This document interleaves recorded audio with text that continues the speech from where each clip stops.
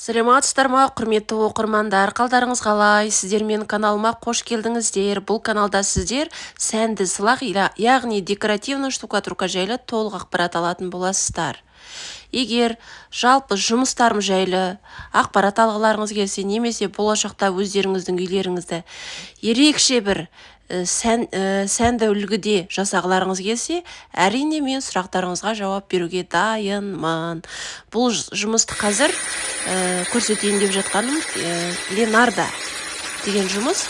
Ленардоны өзіңіздің қалауыңызша жасайсыз. Узор Картамира деп аталады, Мармарино деп аталады. Әртүрлі узорлардың желісінде жасауыңызға болады. Бұл қарапайым Ленардо деп аталады.